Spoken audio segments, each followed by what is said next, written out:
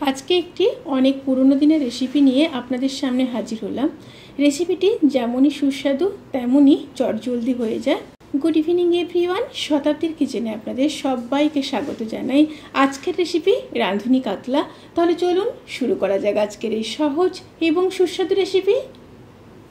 রাঁধুনি কাতলা বানানোর জন্য আমি এখানে 3 পিস মাছ নিয়ে নিয়েছি।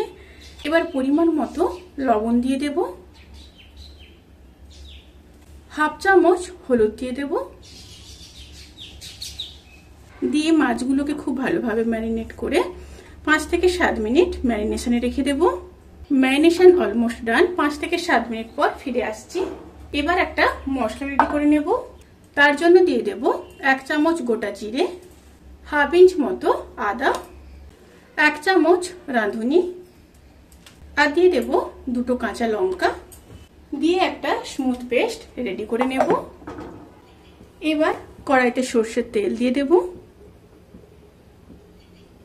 তেলটা গরম হয়ে আসা পর্যন্ত অপেক্ষা করব। এবার মাছগুলো ভেজে নেব। একটা সাইড ভাজা হয়ে গেলে এবার উল্টে দেব।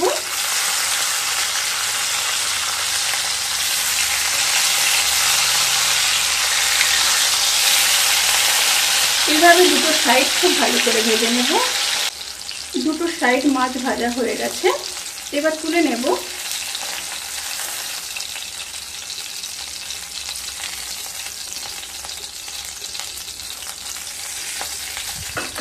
এবার ওই তেলের মধ্যে একটা মিডিয়াম সাইজের কেটে রাখা আলু ভেজে নেব। আলুগুলোকে ভেজে নিয়ে তারপর ফিরে আসছি। আলুগুলো ভাজা হয়ে গেছে, এবার তুলে নেব।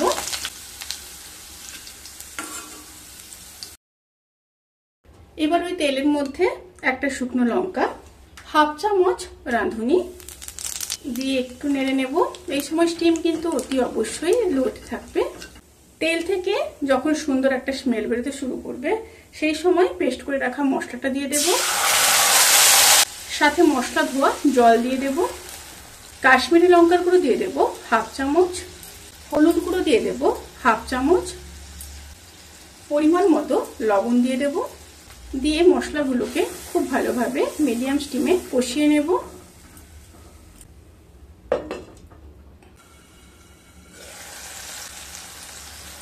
মশলা খুব ভালোভাবে কষানো হয়ে গেছে। এবার ভেজে রাখা আলুগুলোকে দিয়ে দেব। ভেজে রাখা আলু দিয়ে আবারও লো টু মিডিয়াম স্টিমে 1 মিনিট কষিয়ে নেব। এবার পরিমাণ মতো জল দিয়ে দেব। জল দিয়ে একটু মিশিয়ে নেব।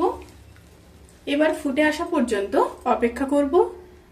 ঝোল ফুটে এলে ভেজে রাখা মাছগুলো দিয়ে দেব। মাছ দিয়ে ঝোলের সাথে একটু মিশিয়ে নেব। এবার ঢাকা দিয়ে লো স্টিমে আলু সেদ্ধ হওয়া পর্যন্ত অপেক্ষা করব। রেসিপিটি কিন্তু প্রায় হয়ে এসছে। এবার ওপর থেকে কিছুটা ধনেপাতা ছড়িয়ে দেব। ধনেপাতা ছড়িয়ে একটু নেড়ে নেব। তারপর গ্যাসের ফ্লেমটাকে অফ করে দেব। অফ করে 5 থেকে 7 মিনিট স্ট্যান্ডিং টাইমে রেখে তারপর কিন্তু গরম গরম ভাতের সাথে সার্ভ করব। রেসিপিটি কেমন লাগলো প্লিজ কমেন্ট করে জানাতে কিন্তু ভুলবেন না। যদি ভালো লেগে থাকে তাহলে সাবস্ক্রাইব করে পাশে থাকা বেল আইকন প্রেস করে নোটিফিকেশান অল করে রাখবেন। তাতে করে আমি যত রেসিপি দেব সমস্ত লিঙ্ক আপনাদের কাছে পৌঁছে যাবে। আপনারা সবাই ভালো থাকবেন, সুস্থ থাকবেন, সাবধানে থাকবেন। আজকের মতো এই পর্যন্ত। পরের ভিডিওর জন্য অপেক্ষা করুন। টাটা।